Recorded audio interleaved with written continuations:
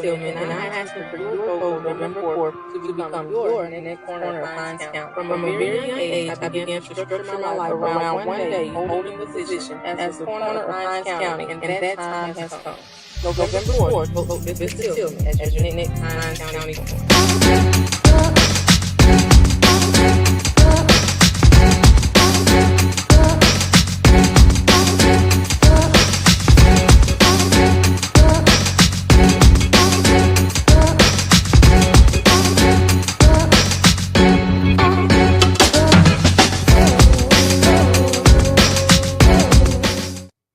Hey, we got some superheroes all over the city of Jackson. And I've got two of them here right now. If you guys see FELICIA, TRIPP, Zach SERVIS, I can't cuss because I got Fabian Nelson in the building. I don't want to scare Miss Tillman. If you all see them telling they blank is late. They late, and we sitting here waiting on them. We're going to go on and get started because Miss Tillman got a lot of stops today. And I don't know if she and our representative sent out a memo, but I almost wore green, but I didn't. I almost wore green. I'm going to start with Miss Tillman. Well, let me start with Fabian since Miss Tillman is our first superhero. Got a big election coming up on Tuesday, Mr. Nelson. Tell me about an election. All right, where do I start? Okay. Just jump on in. All right, about elections, I guess, why are elections important? Yes, sir. Yes, sir. That's a good one. You know, it's very important when we're talking about, especially a Senate race. It's important. And when we and before we go Senate, that's gonna be afterwards. We talking about dead man walking. We talking about the corner race. Oh, the corners. Yes, sir. Yes, sir. Hines County. Absolutely. Okay. You know, it's very important. A lot of people think that the coroner's race isn't important. They say, well, all that the coroner does is come out and, you know, announce a person dead. And that's not true. When you talk about a coroner, they have to really be there to really advocate for the family at times. Because whenever deaths occur under suspicious circumstances, okay, they have to, you know, secure the crime scene and make sure that there's integrity within the investigation. Wow. And you have to have compassion. You know, if you don't have compassion for families that are at the most difficult time in their lives, right, you're not going to be a good coroner. And you have some that they just don't care. And so that is a very, very important role to play that people just don't realize how important that job is. That's why you my representative. You are so informed. You are so aware. You have to. And I got to bring the person in that you just introduced. Hold on. Let me get on. Let me get her on. Oh, Golly. Mr. Nelson, heavy hitter. There she go. Let them know who you are this morning, man. And you greened out. I said this last week. When the Lord put knees, legs, and feet, he knew that the woman had to have a pair of boots.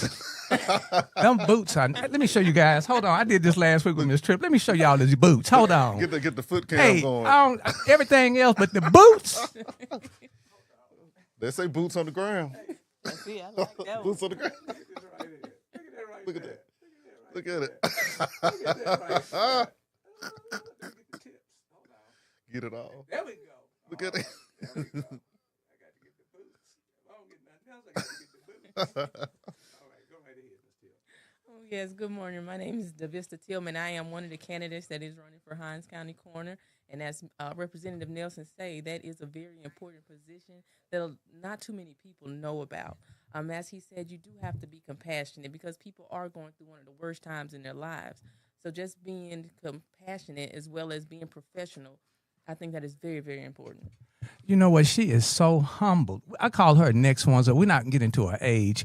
But this lady was on time. I mean, this professional was on time. She is the candidate, and we're not endorsing any candidates. We all get one bubble. But bro Nelson, we get how many bubbles? We get one. We get one bubble. We get one bubble. But she was on time. She was dressed professionally. She came in smelling right, looking right, enthused, and ready to roll. So I just want to say, hey, man, it's a pleasure to even have you to step up and step out from the shadows. And you got a little slogan here that you say, you've been practicing. You've been working on this journey for how many years? Well over 20. 20 years. She don't even look 20 years, baby. Huh? Sure don't. Well, over 20. Give us a little backdrop on over 20 years. So my journey began, I want to say in the 4th grade when the retired coroner, she came and did a career day, and it just dawned on me, it hit me at that moment. I just said, that's what I want to do. I want to be the coroner. When I found out that it was an elected position, I knew I had to put in some work. So from that, after graduating from the Lanier High School, I began putting in work. I went to mortuary school. I'm a licensed funeral director. I'm a licensed embalmer. Wow. So you ain't got no problem putting your hands on people. No. Wow. I will say it definitely has to be a calling. Okay. Going into this field is a calling. Okay. Let me just give a look. Let me just do a little recap. She is committed to. Now we're gonna talk about VISTA first. Okay. Degree in mortuary science and funeral services. Mm-hmm. How many years did that take? 2 years. That's intense. Yes. Okay. All right. Degree in criminal justice. Is that correct? Mm-hmm. Okay. Licensed embalmer. Correct. How many years on the licensed embalmer? Give me about 10. 10 years? Wow. Degree in criminal justice, how many years? 2. 2 years? Mm-hmm. Okay. 4+ years of the funeral home and coroner liaison. Liaison. Okay. And what exactly is that? So in that position, I with the company I work with, I get to work with different funeral homes and coroners across the state of Mississippi. Just kind of collaborate with them. So you already know. I think so. Okay. Yes. No, you networking. Go right ahead. Go right ahead. So yeah, it's just like you said, it's just networking. I get to work with them and see the inside scoop and what's going on and how we can help, and also just get up to date on the technology being used, things like that. Okay. Prior experience as an autopsy technician. What does that look like? Okay, so I was an autopsy technician at UMMC, so I just worked alongside the pathologists as they were to try to figure out the patient's cause of death. So I was just hands and boots in. Okay. Okay. I'm gonna save this next one for last because man, the crowd gonna go off on the one that I'm gonna save for last. Member of New Mount Zion Missionary Baptist Church. Yes, under the direction of Dr. Reverend Willie Tobias. It is on Maple Street, not too far from Lanier. Oh, which brings me to this, Mr. Nelson, graduate of 833 Lanier High University. That's it there. All right. Come on in, Ms. Tripp. We just talked about you. Hold on. Let me see how I can get her in here so she don't walk across the cameras. Hold on. Make sure you hold your finger up now. Yeah. Hold it. Yeah, you gotta hold it This way. Come this way. Not behind this way. This way. You're going to scoot in right here. Okay. So let the people know a little. Mr. Nelson, anything you want to ask? One thing that I do, I guess kind of a general comment that I do want to make is in Mississippi is very unique when we talk about coroners, because in some states you have to be an actual medical pathologist in order to be a coroner.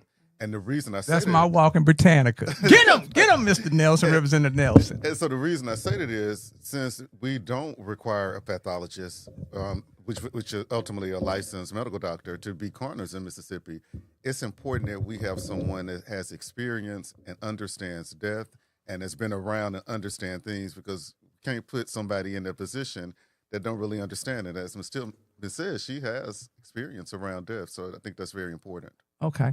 Ms. Tillman, 3 things that can be improved with our current system in Hinds County. We're not blaming, no shaming, no judgmental, but just with the experience that you have, the passion and the compassion, 3 challenges that our coroner's office is faced with right now today that you have an observation on. Working firsthand with the coroner, some things I think can be improved is definitely communication. Okay. And what does communication look like to you? Communication looks like being that they have different responsibilities, people need to be able to communicate with the coroners. For example, if they need a death certificate or if they need the coroners to come out and look at something, I feel like it can be improved. And if I leave a message, call me back. Okay. Oh, that's vital. Okay. Leave a message. That's number 1. Give me number 2. Number 2, I would have to say, as you just stated, compassionate. Understand, I've been a victim of it. I do understand that death can make you become numb, but you have to understand that you have to be compassionate. You have to put your own selfish ways aside and try to be in the position of that family at that time. Number 3, I would say accessibility. I think this coroner should be able to access the coroner just as if you can access a representative or anybody else. I feel like the coroner are in the shadows, and I feel like that should change. Okay. All right. I pulled some information, and it says that the duties of the Hinds County coroner include investigating deaths that are that are sudden, unexpected, or violent to determine the cause and manner of death, documenting evidence and working with the state medical examiner's office. The role also involves issuing death certificates, facilitating the burial of the indigent. Did I say that correctly? Indigent. It sounds right. Okay, thank you, ma'am. And attempting to notify next of kin. Why do they say attempting to notify the next of kin? Because not all the time, say for instance, a person is homeless. So not all the time they can locate a next of kin. Maybe they're not identified correctly. So attempting. Okay. This includes investigating deaths occurring in prisons and hospitals. Mm-hmm. Is that throughout the state or just Hinds County you'll be responsible for? Just Hinds County. Okay. So if someone from Hinds County is incarcerated in Jasper County, I'm using that because of the monkey situation, you wouldn't have anything to do with that particular? No. Okay. So it has to occur in Hinds County? Yes. Correct. Okay. All right. And occurring in prisons or hospitals and potentially performing autopsies or sending cases to the Forensic Center for future examination. Do you have a team? Is it just you doing all of this? Team. They're deputies. So Okay. There would be a team. Okay. Well, guess who we got in the building? I think we got about 3 minutes. Hold on. Let me bring her in here. My superhero, my host. All right, we got 3 minutes. What you got to tell? What you want to ask Miss Tillman this morning? First of all, good morning again, Miss Tillman. Good morning. So, and please forgive my tardiness or my delay in Oh, you arrival. good, Coach Abasi? Amen. You good. Amen.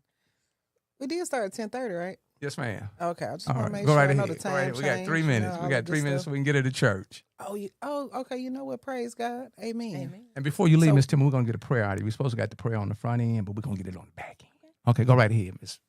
So one of the things that I heard in the coroner's race in the forum the other night was a lot of back and forth. I wouldn't say back and forth, but I'll just say not in alignment with one another, everybody, about paupers burials. I know you just touched a little bit about that as it pertains to due diligence when contacting next of kin. Can you speak a little bit more about your thoughts on those burials and what due diligence actually looks like? Right. So Papa's burial, that's a very touchy subject. And, you know, I want to say last year they had the whole incident with Dexter Wade. So that was a lot within itself. But as it relates to Papa's burial, those are for the unidentified and the unclaimed. In experience, a person can be identified, but if the family does not want to be responsible for any final arrangements, that relies on the coroner. But I do think it's important, like you said, do your due diligence, is to make sure that you have crossed all your T's, dot all your I's, make sure they're identified, make sure that there is nothing else that you can do before you decide to put them in the ground. Right. And what are your thoughts on a partnership for the coroner's office in the event of a pauper's burial with places such as faith-based institutions or other nonprofits that may be able to assist in that manner? Okay, that's a great question. I think just getting the community involved, because that'll be great. Even if it's something as simple as maybe doing a fundraiser for Papa's burial. Even like you said, the community may have resources that the coroner doesn't. So get them involved. But one thing that I said that I would like to do would be to, because as a mortuary student, I knew how hard it was to actually get in the funeral home to do your internship. So if it comes to a pauper's burial, I would like to have a state-of-the-art facilities at the coroner's office where embalming can be done. Since I'm a licensed embalmer, I can facilitate that and have the students that's in college to come up and help embalm those cases, because they need the experience. And I also think embalming the unidentified is going to be a pauper burial. I think that'll be great all in all, just having the whole community involved. Okay. Well, thank you so much. Did I exhaust my 3 minutes? Hey, sir? check this out. You put it in. That's why you can show up in the third quarter. Everybody can't show up and be an MJ, but you can show up and be an MJ. Anything you'd like to share with the people before you get about it? Where you headed when you leave here? I am headed to New Mount Zion Missionary Baptist Church, my home church. We're at the last leg of this race. I just need a prayer, extra touch. I just want to feel at home for this last Sunday before the election. Okay. Brother Nelson, how many years do they get to serve as a coroner? 4 years. I was gonna say 4,000 for 1,000 points, but you are right. You get 5,000. Okay, 4 years. If for some odd reason the people that are bubbling in don't understand the value that you bring to this particular county, this position, what does it look like over the next 4 years?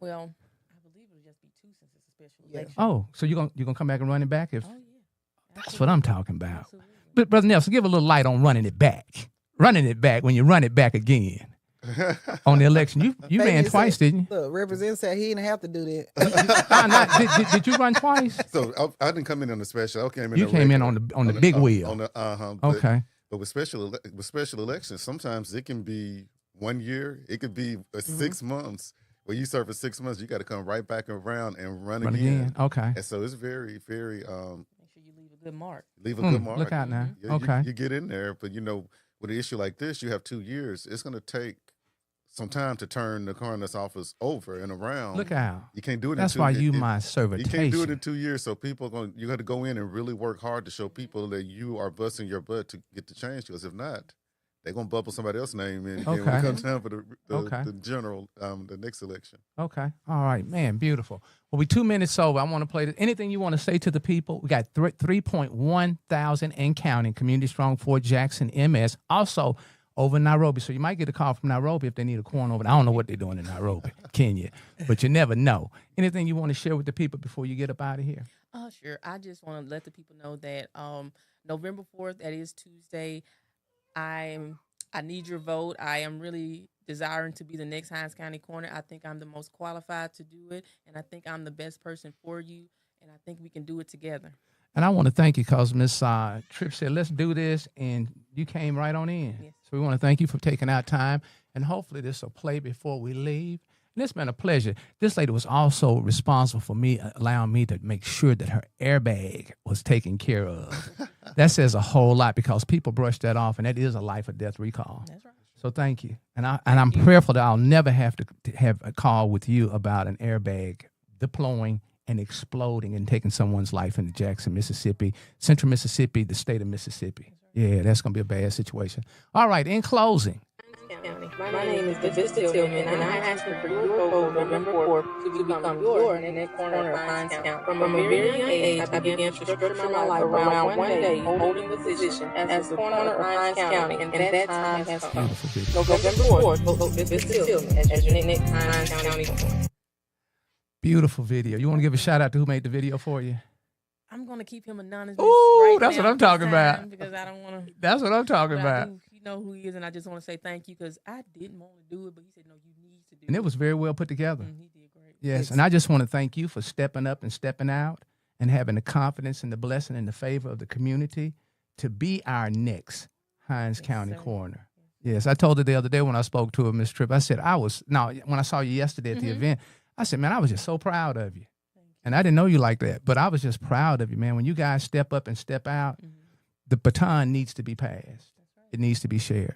All right, Brother Nelson, any words of encouragement you want to give her this today as she's moving into the final, 72 hours? Final 72 hours is hold your head up. Realize you're not going to be able to climb a mountain in 72 hours. Continue doing, what you did along the race. And it's in the hands of the people now. That's right. Don't fall prey to some of the crazy stuff and the crazy things people try to do. Because you know who you are, you know why you're running for office, and always keep that in your heart. Yes. And it's going to all work out for you. So keep your head up. All right, Ms. Tripp, anything you want to share with her right quickly? Hey, you're 833, so we already know it's ingrained. Look, we already know it's poured into you. Running deep through your veins. Okay. So, Ooh, wee. and from Verdant Edition too. Ooh. I'm a little silly, Miss Tillman. Miss Tillman, when you come to pronounce me out of here, I'm going to have a big smile on my face.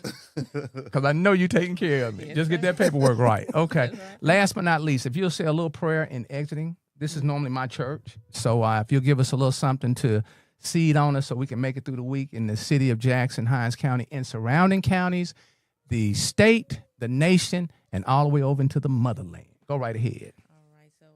I just want to say, Heavenly Father, thank you so much for everything you have done and everything that you will do. Thank you for giving us the strength to be here just another day. Lord, we take a lot of things you do for granted, but we are just listen to our hearts. Sometimes when our tongues don't know what to say, listen to our hearts. We just want to make sure that we're good servants of you. We pray that you continue to bless us, keep us, and not let us stray away from you. Lord, if it's not of you, let it not be within us. In Jesus' name we pray. Amen. Amen. And the choir say they from Nairobi. They from Nairobi. I had them flown in. All right, we're going to let her get up out of here, and we're going to play this one more time so that you guys will know who the bubble in come November the 4th. Ms. Tillman, you have a great day. And thank you so much for loving on our community. All right, okay. Take some of that prop candy with you if you want to. November 4th, vote DAVISTA TILLMAN as your next Hines County.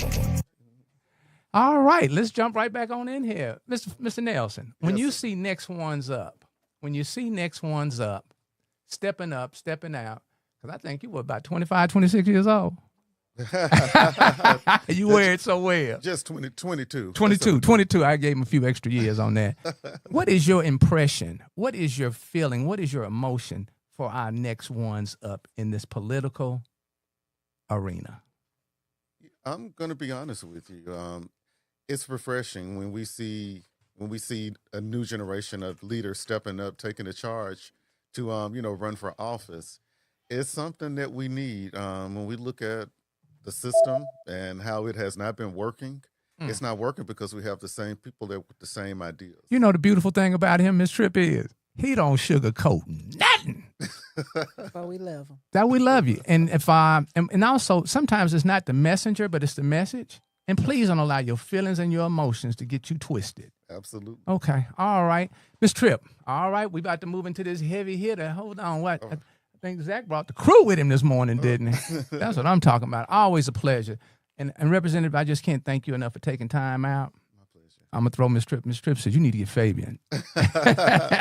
So thank you for coming in. All right, Miss Tripp, what we're going to do? We got this. No, you were sharing with us about the importance of this election. Go right ahead, sir, before I rudely cut you off. It is. Every time there's an election, you're going to always hear people say this is the most important election of our lifetime. Every election is the most important election of our lifetime because these are people that we are electing are the ones that are going to be making decisions. When we talk about, in particular, Senate District 26, this is a huge election because look at how long we've had, Mayor Horn, which formerly Senator Horn, in that seat. And so we're going to make sure that we have someone that's going to come in and they're going to be a strong fighter. One thing that people don't really understand is when you've been in office, it's all about having tenure. And when we look at Senator Horn, Mayor Horn, formerly Senator Horn, how long he was there, he has built relationships. He's able to get on the best committees because being a freshman legislator such as myself, when we go in, we're really trying to get there and establish seniority. I mean, everything at the state capitol, even where we park, boils down to seniority, where the desk that we pick and sit at is based upon seniority. So what I'm saying is we look at the seniority that Mayor Horn is leaving. So there's going to be a freshman legislator coming in that Senate seat. And we have to make sure that we have a legislator that's willing to come in and fight for the people of District 66 and is going to be able to build the necessary relationships because they're not going to recognize this new legislator as, Senator Horn, and with his seniority, they're going to be trying to figure out who this is that we're going to be working with. So it's paramount that the people go out, not vote for popularity, not vote for where you went to church, not vote to who you are. They need to vote for the person that has the best interest of District 26 at heart because we have a lot of people that are in office because of where they go to church. Wow. Okay, we have to stop doing that. That does not make you the right fit because of where you go to church. That's good you go to church, but that does not qualify you to be, in a leadership role. Wow. Now, at the end of this, Ms. Tripp and Zach Service, we're going to vote. It's going to be a closed vote, so I'm just going to hand you a sheet of paper. You write down who you give, mix it up, and then I'm just going to call it out. Is that okay? Secret that ballot. Ain't okay. It's secret ballot. I ain't finna say your name.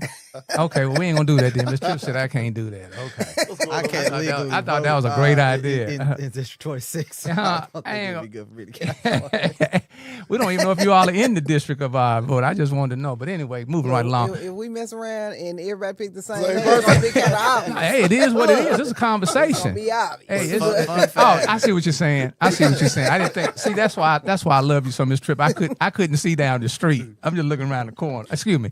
I could see down the street, but I couldn't see around the corner. Zach, let them know who you are and what we got going on this morning. Sir. My name is Zach Service. I'm a resident of Jackson. I'm a father. I'm a husband. I'm a music artist. What do they call me? A community activist. Hey, an agitator, an instigator. Many things. Why you looking like that, Miss but Tripp? Most importantly, a child of God. That's my guy. I told him you the number one. You a hero. Go right ahead. All right, Miss Tripp, would you please let them know who you are? Absolutely. My name is Felicia Tripp. I am, gosh, I hesitate so many times You on got a lot. saying where I work. But Oh, and what's our disclaimer? This is not a reflection. the views expressed on this show are those of the individual expressing those views and are Exactly. no reflection of any employers or churches we attend or groups we are affiliated with. Ooh, powerful. Because people Amen. will get it twisted and misinterpreted. Go right ahead. Yes. All So right. yeah, my name is Felicia Tripp, lifelong resident of Jackson, Mississippi and Hinds County, and it is a pleasure to be here. It's a pleasure to have you. Yes. Mr. Nelson, you are applying pressure. You're pushing harder. So what does that look like to me? Man, you're everywhere. It doesn't matter what side of the city. It doesn't matter what part of the county. I know you're doing some state stuff. You're even going out of state. And I know you'll be leaving going soon out of country. Absolutely. But I just want to thank you so much for your effort and energy. You just don't talk the game, brother. You're putting in the work. You're applying pressure. So thank you so much. It's what the people deserve. Oh, wait. It's what the people need. It's what they deserve. It's what they've been longing for. And pressure bust pipes. And we're going to keep on till we bust a lot of pipes around. And the bust pipes before to make a diamond. It's either going to bust a pipe or it's going to make a diamond. I'm going to get out you guys. Wait, let me just shout out these names that's running, and then I'm going to let you guys take over. Mississippi State Senate District 26 candidates, Coleman Boyd, Jermaine Cooley, Lalita Johnson. Bro, you mess that one up Letitia. every time. Letitia. Letitia Letitia. Johnson. Letitia. She need to change her name, Zach. Wait a minute. That ain't the problem, bro. Teresa G. Kennedy, Kamisha B. Mumford, James Pittman, That's Dr. James Pittman. Dr. He James He got you Pittman. too. We have so much in common, don't we? All right. Also, Jeffrey Stallworth, That's Bishop. Bishop Stallworth. Not that he said it, but You know, he didn't say anything. He Let's is so recognize humble. him. I enjoy being in his space.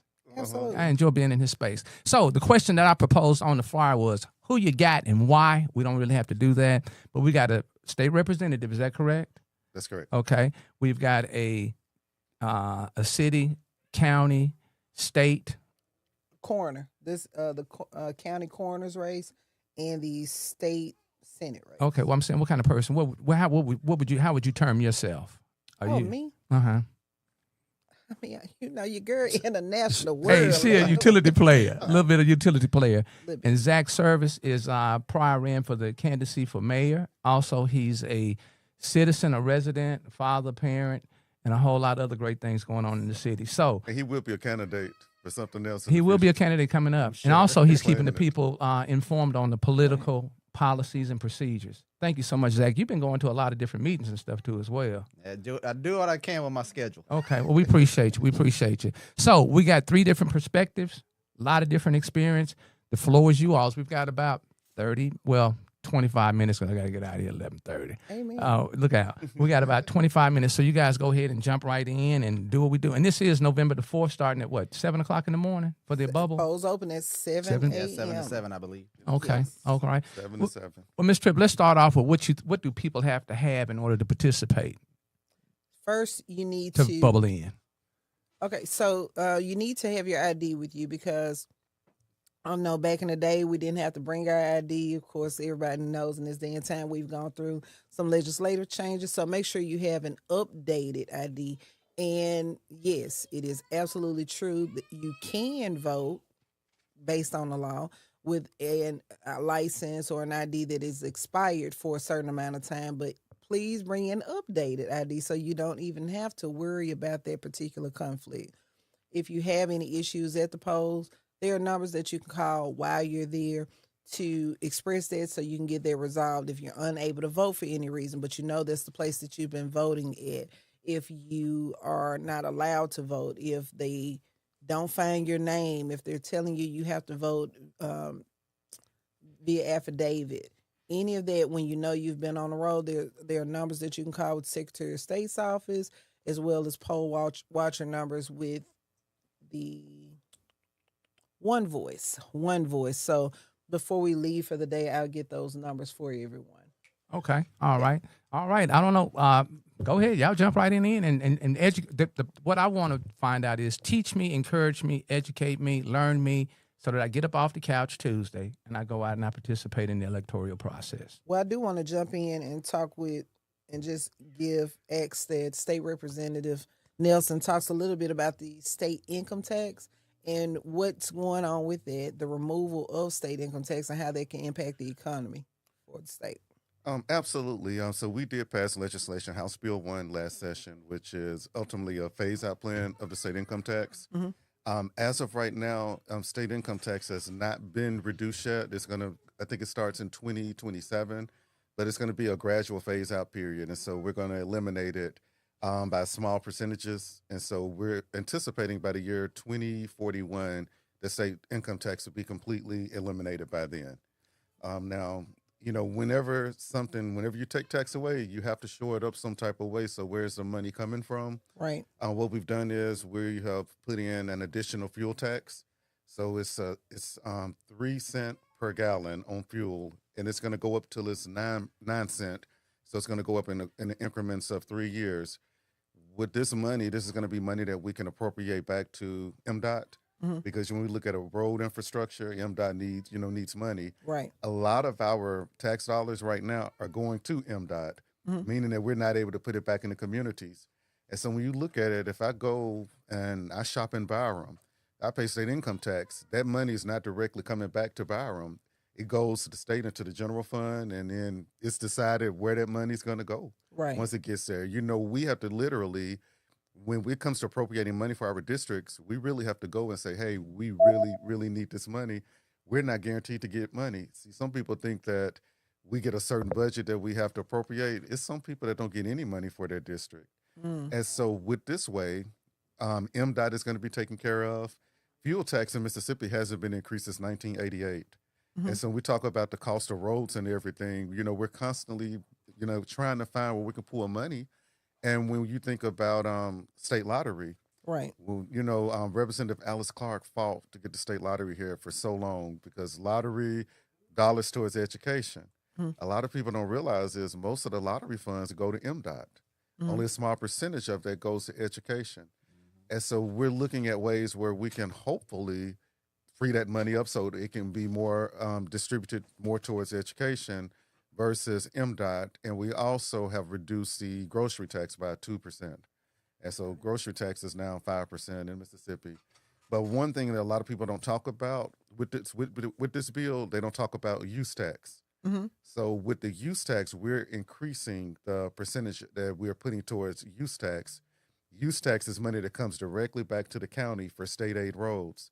So in big parts of my district, like out in Terry, where it's only a supervisor and representative, they don't have a city councilman or a mayor that say, we're going to repave this street. The supervisor have to come up with money in the budget. Right. Well, with more use tax coming into the county, they'll be able to pave more roads, based upon the use tax. Right. So it is, when we talk about the elimination, I tell people it's not really an elimination, it's a reallocation of how the tax dollars are, going. But, state income tax is going away, but it's being shifted. Okay. And so with this, and another way I look at it is, with state income tax, you're basically taxed for going to work. So, if I go to work every single day, the harder I work and the more I earn, guess what? The more I'm going to be paying in state income tax. With it shifting to a use tax, not a use tax, but a consumption tax, when you put gas in your car, you're going to be you're putting gas in your car. And so that's kind of the way I look at it, overall. One good thing about this is it's going to be happening gradually in phases. So if we see that we're at a deficit, we're able to stop it and say, you know what, we need to pause. Right. There are triggers in here that pause it if we don't have enough money in our rainy day fund. as a mechanism for helping with it. But quiet is kept. Mississippi, for the past 10, 15 years, we've been reducing the state income tax. We just never saw an elimination. So with elimination, people are starting to panic. But we're not being any more aggressive than we have been in the past with, cutting the state income tax. Right. It's my understanding, well, as I understand it, and please correct me on this, that Mississippi was at a third of where others were as it pertains to the state income tax that was being withdrawn. Would you say that is that a fair statement? A third as far as? 1/3 of where others who do have state income tax, Mississippi's rate was a third of that rate of others. Would you say that's a fair statement? Yes, that's a fair statement. Okay. So Mississippi and Alaska, as I understand it, of states that actually have state income tax, are the only two that have eliminated that. But Alaska's reason being the oil that they have, and now Mississippi has made that shift as well. Do you feel like that's going to level the playing field, so to speak? I know you spoke about the inequitable distribution of those resources. Do you feel like this is going to help to level that field a little bit more for areas that weren't receiving those dollars? I do. We talk about all the time, we talk about economic development, and in the Delta, where we see no economic development, where we see no state dollars going to the Mississippi Delta. But guess what? They pay taxes in the Mississippi Delta, just like we do here. How is it fair that we're taking income tax, your tax dollars in the Delta, we're putting it in the general fund, and then when Amazon comes here, we need to loan them money, we're able to do that. And I'm not knocking economic development, but how is that fair? When everybody, taxation with no representation is what we're talking about in those areas. Well, it's funny you talk about Amazon. Amazon, I think about Nissan and the benefits that some were able to get from such a large company coming versus others, not so much. What are your thoughts on community benefits agreements and where we stand as a community with projects such as an Amazon coming? We need to start making sure that when industries are coming here, that they're taking care of the communities. One thing that we were able to do in the bill with Amazon is we were able to make them allocate millions of dollars to our public schools for workforce development training. Excellent. And so I want to say maybe $10 million. But, I know people saw where a lot of these schools were getting money for workforce development programs. But that's what we need to start doing. Another thing about Amazon, I want people to understand, it's not bringing thousands of jobs here. It's a data center. Right. Now it's going to bring construction jobs here, but once it's up and going, they probably have 15, 20 people maybe. Right. If that's so, it's not bringing a whole lot of people here. With a whole lot of jobs. So I think that's very clear. As with Nissan, we had a lot of people. With Continental, we have a lot of people that we're, able to gainfully employ. Right. I'm hopeful that with Amazon, with a data center coming here, that we can get maybe other tech industries to come here to be close to a data center. That's what ultimately my hope is. But we need to make sure that these Fortune 500 companies that are coming there and putting plants and industries here are taking care of the community. Absolutely. Question, please. Go ahead. Go ahead. No, go ahead. sorry, Go ahead. just Use by gonna- that. Go I ahead. wanna Go ahead step and do over Zach. Zach and Yeah, you, gotta so get y'all Zach. go Go ahead. get him in there. Get him in there, Miss Tripp. Oh, no, go ahead, Zay. Look, I was going to tell you jump in because, I just talk all day. Zach, what can we do? yeah, What can I we was what can we enjoying do as residents, taxpayers, concerned citizens, besides blaming and shaming? And I know you've got something. What can we do as citizens to be more engaged with the political process? Well, for one, you can show up when there's opportunities to engage in the political process. I like what Fabian's talking about because I actually, before they even started talking about grocery tax, I attended a tax policy reform summit that was hosted in Flowood at Sheraton. And Speaker of the House Jason White was there. Governor Tate Reeves was there. Chairman of Ways and Means Trey Lamar was there. I sat at the table with Trey Lamar. Okay. And I talked to him and I talked to Jason White. And I told him, I said, guys, I'm from Fort Worth, Texas. Where I'm from, we have a completely comparable fuel tax. Like, you would think that Texas is, because of all the resources and all that, it's way different than Mississippi. No, it was within like a margin of 2 cents. Like almost no difference in the comp if you compare metrics, right? Obviously, Texas is larger, Fort Worth was larger, but if you went down to comparables, I did the numbers, and I said, there's no reason why Texas has no grocery tax and we have such a high grocery tax. I said, are you guys considering cutting grocery tax? They said, well, it's not really a priority. It's not something that's really on our mind right now. And I said, well, it needs to be, because the numbers say there's no reason why you can't be doing exactly what Texas is doing, because every time I got to pay on a piece of bread or a box of diapers or a roll of toilet paper, that's money that is something that I can't go without, yet I'm being taxed on it. And if I go over to Texas, they're not taxing you on diapers. They're not taxing you on bread. They're not taxing you on non-perishable goods and food. There's a giant list of things that you don't get taxed on in the grocery store, and yet they're not losing anywhere else because they have how they manage their funds. So I told them that, and eventually, I guess they came around through their conversations and making the decision to do some cutting on grocery tax. So I was excited to see that. I'm not a huge fan of a fuel tax, but when you think about it, I ran the math in my own personal budget. Now, we know for like rural farmers and people like that who use a lot of gasoline, the fuel tax may affect them more. But when I did the numbers on my budget, I said I save way more, because when I lived in Texas, there is no state tax on income. So that's a large percent. You know, in Mississippi, when I first came here, it was 7%. Now it's down to 4.4, and they're phasing it out. But I said I'm saving way more money by paying this fuel tax and not paying income tax and not paying a grocery tax eventually than I would if we just kept the way that it was going. So I think that the work they're doing is great, but I went and talked to my representatives. I said, hey, here's the numbers. Here's how it's personally affecting me and many people that I represent and my constituents. I think you need to reconsider this as a priority. And I'm not taking credit. I'm just saying I went and had a conversation with them, and it went from we're not really thinking about that to let's get it done. So clearly some other people have been saying the same thing. I came and spoke up, but all I can say is I don't want to sit on the sideline. We know what Howard always talks about is we don't want to be talking from the couch while we're not doing anything. Truth. So that's one simple way. Just show up and talk to the people when they're accessible. And I'm gonna tell you another thing. The fuel tax had to grow on me. Right. I like, we be Keep it charging real. people more for gas. But when I thought about it, look at how many people travel through Mississippi on a daily basis. Oh, wait. They come through Mississippi, tearing our roads up. And the taxpayers, we're having to rebuild these roads, and we're suffering in other areas. So with this, when we talk about people coming through, because we have no toll roads here in Mississippi, we have people coming using our roads, and guess what? They're tearing them up, and we have to rebuild them. So now at least we're getting some sort of compensation. Would toll roads hurt us as a state if we implemented a toll road program, you know, for those that are in state that live here, that are residents, and those that are passing through and visiting? You know, if we had toll roads in the city of Jackson, it would help the city. Okay. Because what do we see? People that live in Jackson wouldn't be subjected to it, but people that are coming into Jackson to commute to work every day, Right. it would benefit the city. If we And had it wouldn't kill those that's coming into the city. It wouldn't kill their pockets, would it? it wouldn't kill their pockets. Okay. Because you come in the city, you come to work every day. Yeah, you come to get paid. And what we have, you come in and you work, and then you take your money home, and you shop when you go home to your other county or other city. Right. So it wouldn't.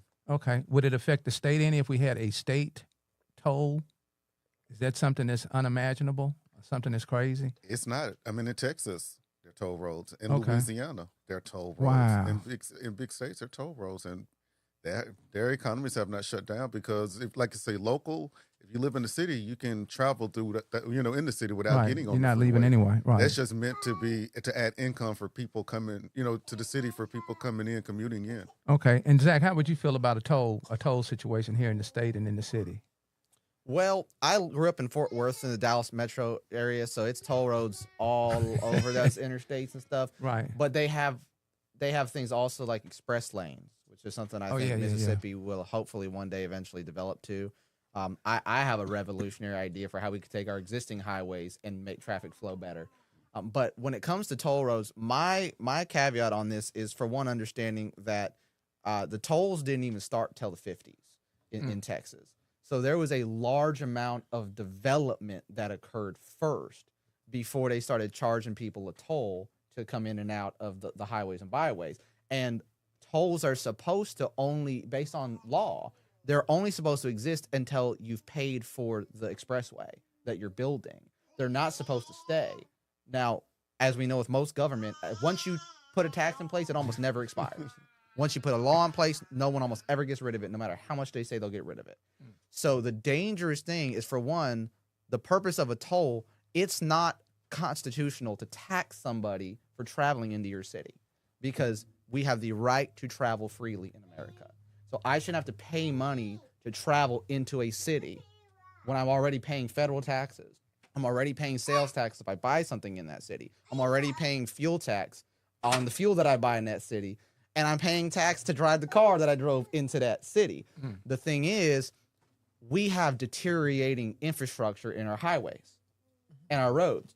And Fabian's right. Folks will come in from Rankin and Madison and all the surrounding counties and travel through, but they're not paying anything to fix our roads when they drive through, or when an 18-wheeler, that's traveling all over comes through and tears up our parking lots and tears up our roads just through normal wear and tear. So if we're going to impose a toll, it has to be within the confines of what a toll is supposed to do, which is to pay for some kind of infrastructure project. Then when the project's done, you're not supposed to keep the toll going, right? Because the other thing you don't want to do is, we have a struggling city, a struggling economy that needs to rebuild. You don't want to give people one more reason to not come to Jackson. Wow. You want, now, once we're the city and the metro that is attracting everybody, and we have the bolstered economy that like we're the it spot, then you consider, all right, we want to do some big infrastructure improvements to support the growth of Jackson. Now we might put a toll on that, and they're not going to avoid us. They're going to deal with it with a smile on their face. But until we're at that place, I just don't think it would be healthy at this time. But I have played with the idea that once we expand and grow, then it would make sense, as long as it's done within a specific confine of a project. Okay. We want to pivot. Yeah, I just want to say, I wonder about, and this is not a definitive answer or thought even on how I feel about a toll, but I do wonder, with the inequitable distribution of wealth that has gone on in the state of Mississippi, starting with the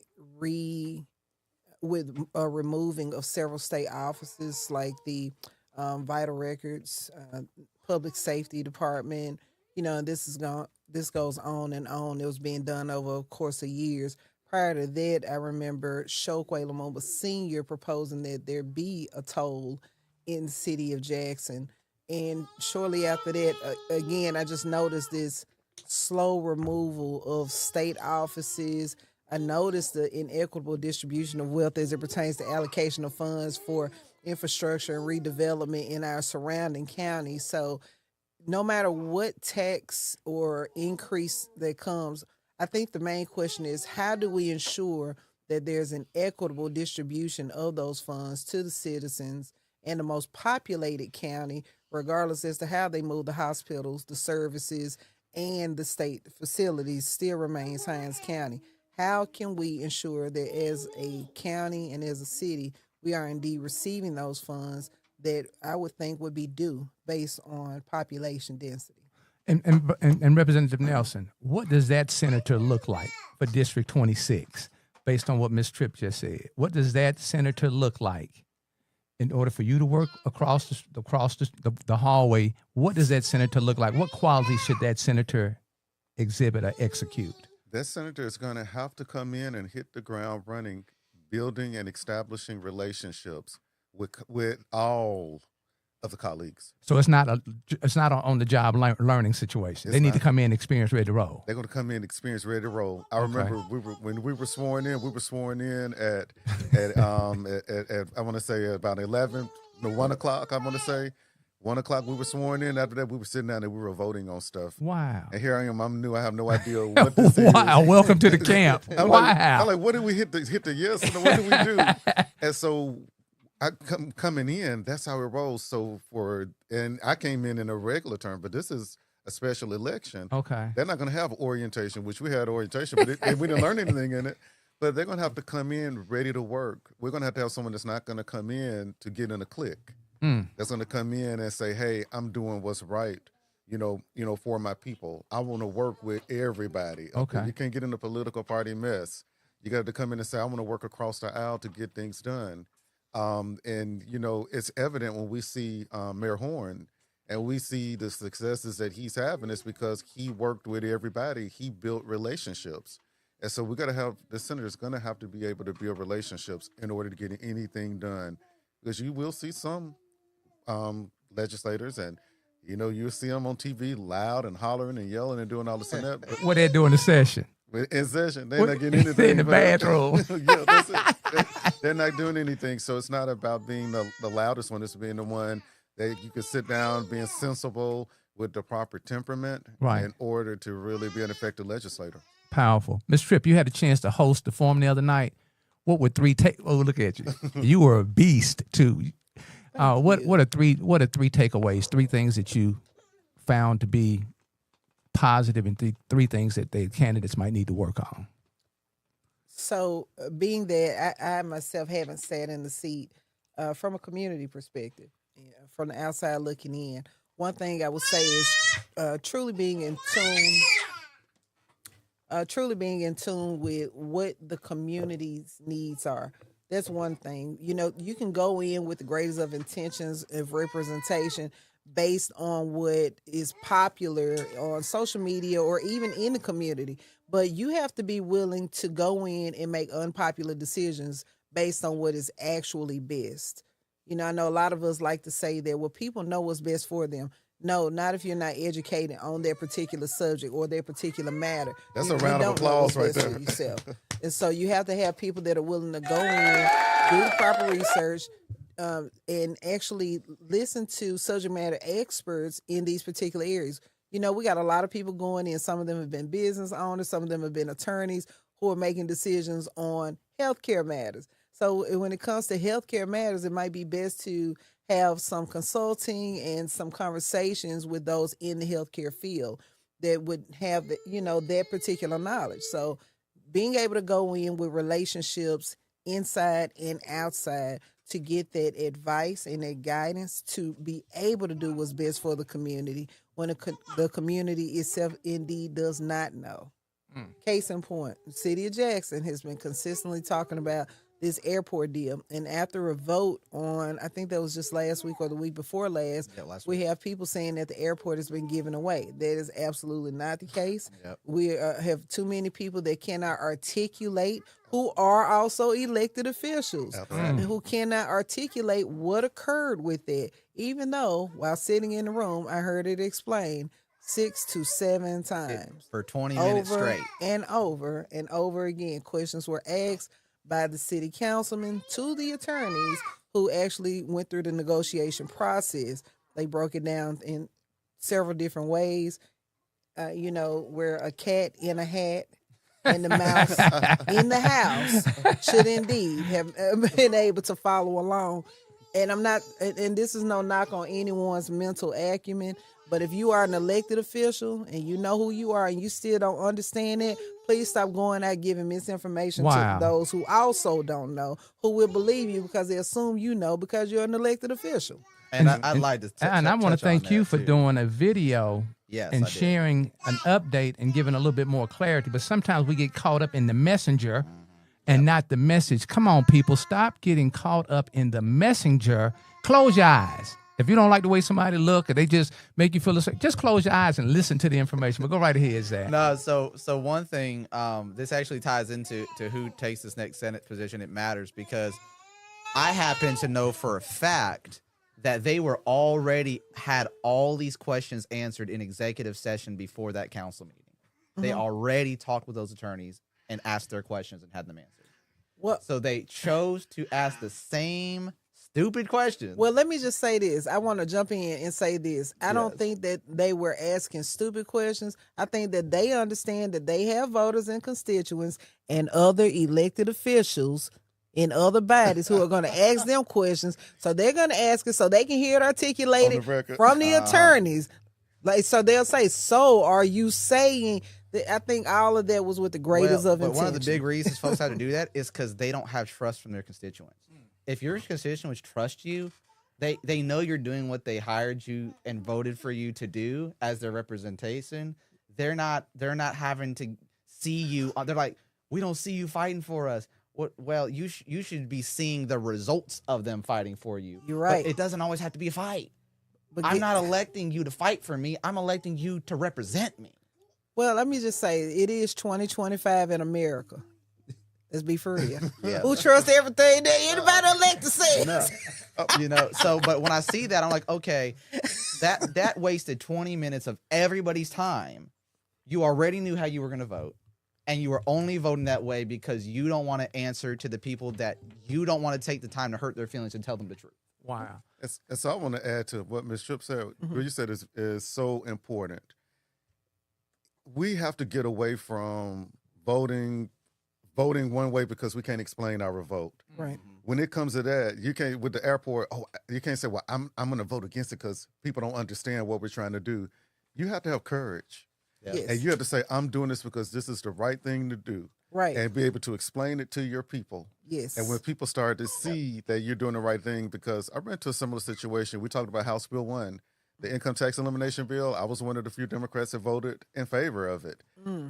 And Hot water, boy. Look, I didn't even know that coming. I did. I voted for it. It came through like maybe 3 or 4 times. I voted in favor of it every single time because, like you said, experts. I talked to the experts about it. I did my research on it, and I knew that it was good policy. Right. And I knew that it wasn't popular. And when I voted on it, people came out of the woodworks. They weren't even in my district. People from leadership within our own party Right. started coming to my district saying, well, this is this is that. But the thing is, I have such a good relationship with my constituents. They know I'm not going to vote against their best interest on anything. My constituents said, well, if this is how Fabian voted on it, we trust his vote and we're going to roll with them. But you have to step up and do the right thing, even if it's not the popular thing. So Right. that's what we need in District 26. And you're And I'm doing going it to so shout well. him out for that too. Go right ahead. Because he hosted a town hall meeting in Terry for his constituents of the whole District 66 earlier this year to inform them of all the new legislation that got passed in July. And Powerful. for one, he was involved in a ton of legislation. Like, he's not one of those state representatives that goes in there and just votes on stuff. Like, he was actually actively involved in the process of a lot of these bills and even sponsoring some of them. But he went there and broke down with a booklet, like a physical booklet that he printed out, where they could read every single bill that got passed, and he explained every single bill to everybody there. And it was live streamed on Facebook as well. That's the kind of representation District 26 needs as well. And really every district in the representation, the House of Representatives and with the Senate, because we need the people who are going to actually tell us what they're doing, help us understand what's being voted on, and make sure that we're involved in the entire process. And that's something that he's been doing. Each one of you guys got 30 seconds. Close it out to encourage whatever you need to do to make sure the citizens understand how important this is. Okay. So to reiterate what Representative Fabian Nelson has said, we need someone in that seat in Senate District 26 who is absolutely ready to come in fighting, who is absolutely not there to lean toward any particular clique. This is about partnership. This is about representation for what is best for your district, which is including parts of Madison County and Hinds County, urban, rural, and suburban areas. So you're going to have someone who's in tune with multifaceted. I mean, the socioeconomic diversity of that particular district is quite interesting. So you're going to have someone who's in tune across the board, in touch, and truly ready to represent, not just for the few, but for the collective of the district. All right. Go right ahead, Zach. Yeah, I completely agree with that. It's a diverse district. It needs to be someone with integrity, someone who is prepared. And hit the ground running doesn't always mean, okay, you've got political experience. It means, are you educated on what you're coming in to do? Do you know the policies that you're going to be voting on as soon as you step through that door? Do you know what the position entails? Do you know what your responsibilities are? And do you know who you need to talk to about what?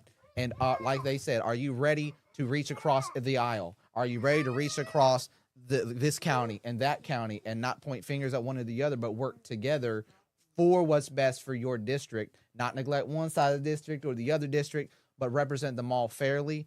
It's very important, and it's very important that the voters do their research. A lot of the information is out there. Use the power of the internet. Use the power of asking questions. Find out how you can talk to them, because you've only got a few more days to make that decision, and it's an important decision for the next 4 years of our district, especially since incumbents tend to be the ones who get reelected in a special election. So if they win now, they're probably going to win the real election in a year. So make sure you make a good pick now. Powerful. Brother Nelson. Representative Fabian Nelson, superhero, Mr. Push 'em harder, apply pressure, busting pipes. Give us something to see us through the week for, sir, so we can be out there on Tuesday. I'm going to tell you these simple words. I need help. Please go out. There are 52 senators, 122 representatives. Please send somebody to District 26 that's willing to come in and work together to make Hinds County better. Because we have Hinds County delegation, which includes the senators and the representatives. We need someone there that's strong enough to be able to work across the aisles and help us to implement good policy. It's not about, we need a person that's going to be a representative for the people, not a representative for black people, white people, the Republican Party, the Democratic Party. We need somebody that's there for the people because it's a diverse district.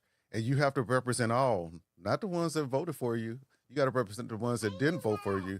The ones that don't like you, you still have to represent them, whether you like it or not. Yes. So we need somebody that's willing to come in and represent everybody, willing to come in and work to help us, within our delegation, within the Hinds County delegation. We need help. So please go out and vote for the right person. Make sure you're educated on the candidate before you circle that bubble next to that name. Wow. I want to thank each and every one of you all. I want to thank our listeners, our viewers, Community Strong Fort Jackson MS. You've got your homework. Run this back so you can get more familiar. And when you see Brother Fabian Nelson out there, Representative Nelson, be sure to say, just smile. Just say, hey, brother, we got you. We got you. When you have something going on, show up, show out. Ms. Tripp got something going on and going out, show up. Zach Service got something going on, show up, touch people. Hey, you have been connected with Community Strong Fort Jackson MS, Community Strong Fort Nairobi, Kenya, and we want you all to know that you're superheroes wherever your feet are planted. And Zach, thank you for coming. Thank you for bringing the little services, and I really appreciate you all wearing green today. I didn't get the memo. Hey, family, y'all have a great day today. Peace.